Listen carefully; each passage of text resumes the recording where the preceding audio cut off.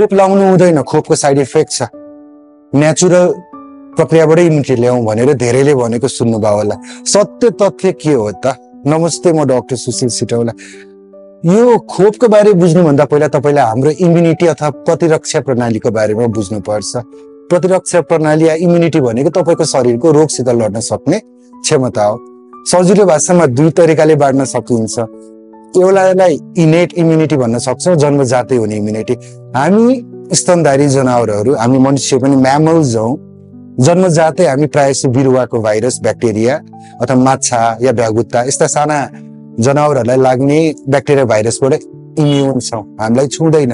यो हाम्रो जन्मजातै पाउने इम्युनिटी हो, त्यसलाई इनेट इम्युनिटी भनिन्छ। र सँगै केही रोगसित लड्नु परेपछि पाउने इम्युनिटीलाई हामी एक्वायर्ड इम्युनिटी भन्छौँ। एक्वायर्ड इम्युनिटीमा दुई तरिकाले तपाईँलाई इम्युनिटी आउन सक्छ।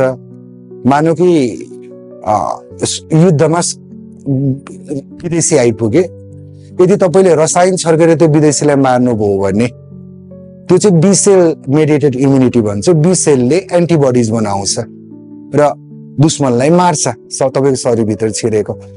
अथवा टी सेल भनेको चाहिँ तपाईँको भिजिबल सिपाही हो, त्यो आफै गएर त्यो टी सेल आफैले पनि मार्न सक्छ।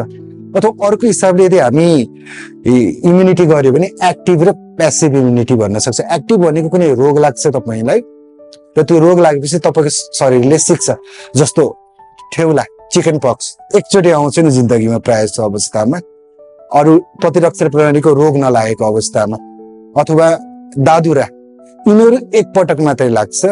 यो भनेको एक्टिभ एक्वायर्ड इम्युनिटी हो। र नवजात शिशुलाई आमाको दुधबाट पनि रोगसित लड्न सक्ने क्षमता बच्चामा जान्छ, त्यसलाई हामी प्यासिभ इम्युनिटी भन्छौँ। त्यही भएर बच्चालाई स्तनपान गराउनु भनेर भन्ने हो। भ्याक्सिनको हकमा चाहिँ हामीहरूले एक्वायर्ड इम्युनिटी लिने हो।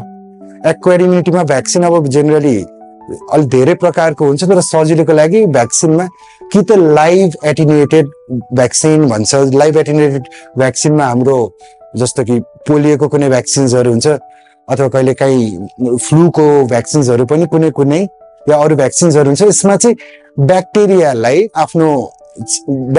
एकदम कमजोर खालको अवस्थामा पुर्याइन्छ कि, र त्यो ब्याक्टेरिया संक्रमण गर्दा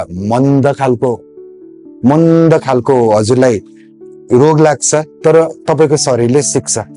अथवा अर्को भनेको हामीले गर्न सक्ने भनेको इनएक्टिभेटेड के, जस्तो कि पोलियोको खोप अथवा हजुरको रुगाखोकीको खोपहरू चाहिँ इनएक्टिभेटेड भ्याक्सिन हो। त्यसमा चाहिँ ब्याक्टेरियाहरू मारिएको हुन्छ, तर त्यो मरेको ब्याक्टेरियाले पनि शरीरलाई सिकाउँछ। तर एटिन्युएटेड भ्याक्सिनको चाहिँ समस्या के भने समय समयमा बुस्टर डोज दिनुपर्छ।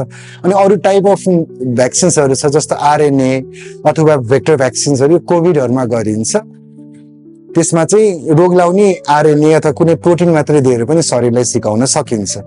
अब यति बुझेपछि भ्याक्सिन लाउने कि नलाउने त? भ्याक्सिन किन लाउनु पर्छ भने नि, भ्याक्सिन भनेको प्राकृतिक रूपमा लाग्ने ब्याक्टेरिया अथवा भाइरसको कमजोर फर्म हो।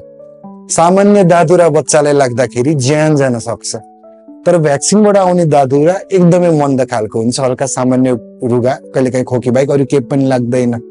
यसले गर्दा रोगको जोखिममै नपरिकन तपाईँले ठिक बनाउन सक्नुहुन्छ कि। उदाहरणको लागि बिफर स्मल पक्स, यदि हजुरबा हजुरआमा हुनुहुन्छ मुखभरि खल्टा परेको, यो फोटो जस्तो पनि उहाँलाई सानो छँदा स्मल पक्स भएको थियो, त्यो ज्यान दिने रोग हो।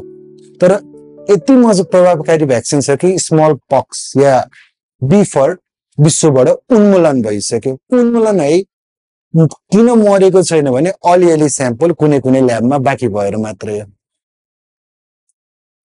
भ्याक्सिनले काम गर्छ, त्यही भएर बाहिरको हल्ला होल्ला नसुन्नुहोस्। कहिलेकाहीँ दुर्भाग्यवश कुनै शक्तिशाली देशको राष्ट्रपतिहरूबाट पनि यताउताबाट नकारात्मक कुरा आइरहेछ।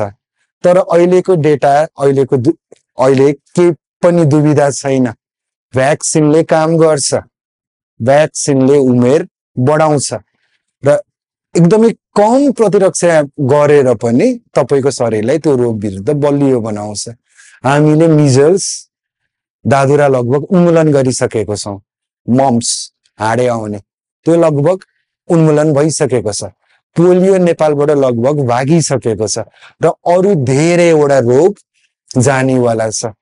जुनसुकै औषधि दिँदाखेरि पनि साइड इफेक्ट हुन्छ, तर भ्याक्सिनको साइड इफेक्ट यति न्यून मात्रामा छ कि तपाईँलाई लाग्ने सम्भावना लगभग 0 नै छ। त्यही भएर नहिचकिचाउनुस्, अरूको कुरा नसुन्नुस्, भ्याक्सिन लाउनुस्, आफ्नो शरीरलाई रोगबाट लड्न सिकाउनुस्। यो नै तपाईँको परिवारको लागि वरदान हो। धन्यवाद।